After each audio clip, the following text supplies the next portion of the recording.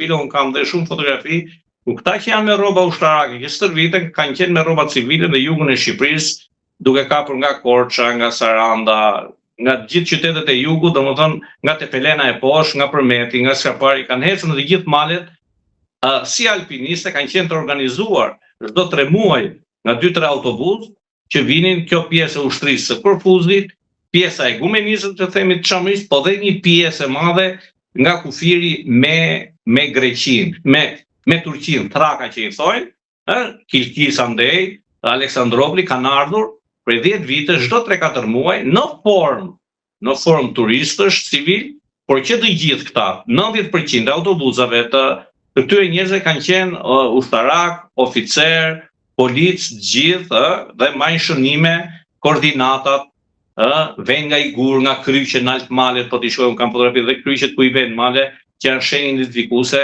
nesër.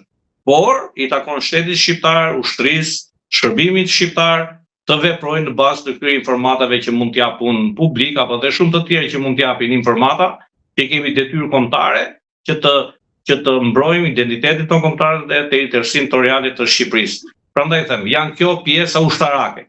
Pastaj vjen pjesa e policisë autonomisë e Vorë-Irpirit. Këta janë ekstremistë, rini të pakicës kombëtare greke, të shkolluar në Greqi, të stërvitur atje, të pajisur me diploma, me shumë gjëra dhe stërviten si polici nesër ku duhet të hyjnë ato fshatra shqiptarë si gjithmonë bëjnë masakra. Më tej vjen një grupacion tjetër që kontrollon pjesën e Përmetit, Polonjës, Korçën, ndër vite këto po them, që quhen legionet e shenjta. Legionet e shenjta e kanë qendrën në Greqi, në Selanik.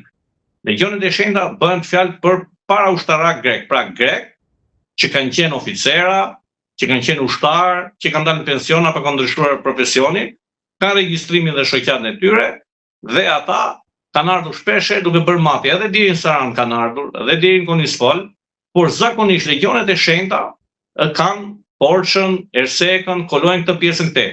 Baza e tyre e filtrimit dhe nuk po e kuptoj prej 30 vitesh e kanë fshatin Polen të Korçës. Nuk e di pse e kanë bërë fshatin Polen të Korçës një bazë të tyre sa herë që vinë, atje stacionohen në fillim. Pra këta vinë shpeshherë 8 veta deri 20 veta, nuk vinë në grupe shumë të mëdha.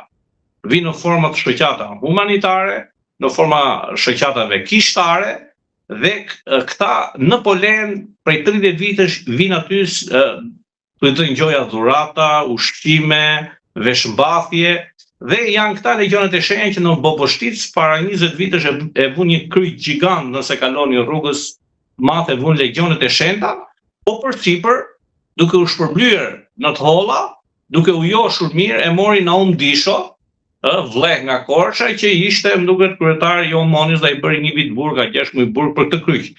Burgu Naumi e bëri dhe kryqi mbeti. I pa legalizuar, po ngeli duke provokuar dhe pjesën e popullatës shqiptare, muslimane të asaj pjesë, një kryq i madh prej 20 apo 30 metrash. Ky kryq pra u vendos, u financua nga legionet e shenjta. Pra, siç e shikoni, legionet e shenjta janë me rroba të zeza, me kryq dhe me thike kanë logon e tyre. Dhe janë pjesë e kishës, pjesë e kishës. Gjithë ortodoksit grek janë zoti Dhalla, sepse pam që edhe këtë vizitë që eri Dendesi e takoi kryepeshkopin Johan. Mirë atëherë që ishte Anastasi, po tani duhet i bëhet një pyetje kryepeshkopit të Shqipërisë së Sotshme Johan Belushit, Fatmir Selmani Sulejmani, se musliman ka qenë ai deri vitin 91. Se përse të gjithë figurat e lartë të Greqisë duhet shkojnë të falen një atën të atakojnë dhe pastaj shkojnë tek politikanët tanë. Ai është tek i fundit kryepeshkopi i kishës ato qefale ortodokse të Shqipërisë, të shqiptarëve. Pra ai duhet këtë mirë, unë e mirë kuptoj dhe e kuptoj që kur ishe i ndjeri Anastasi Vini, se grek ai oficeri ushtrisë sekrete greke, major, gjitha këto i di, i kuptoj. Por nuk e kuptoj tani Johan Pelushin, që të vinë ta respektojnë atë formë. Natën ashtu, por është problemi atit.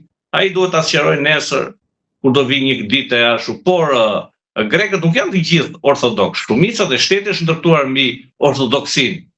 Po ka dhe katolik grek, ka dhe Jehova grek, ka dhe musliman që janë turqe këto të që këta i quajnë grek rreth 200.000, por shteti grek është ndërtuar mbi parimin e kishës ortodokse dhe ka ministrinë e arsimit dhe e kishës ortodokse dhe çdo shkollë mbajt dhe ora e ortodoksizmit duke shkelur dhe të drejtat e besimtarëve të tjerë me dhunë atyre ja u mbajt dhe muslimanëve dhe katolikëve orën e ortodoksizmit, domethënë siç është falja, siç janë këto gjëra. Se kështu Greqia nëpërmjet kishës ka ardhur. Nuk është ndërtuar nëpërmjet Greqisë së lashtë, nëpërmjet mitologjisë apo nëpërmjet atyre herojve të lashtë që mëson bota. Po është ngritur mbi Bizantin, mbi kishën.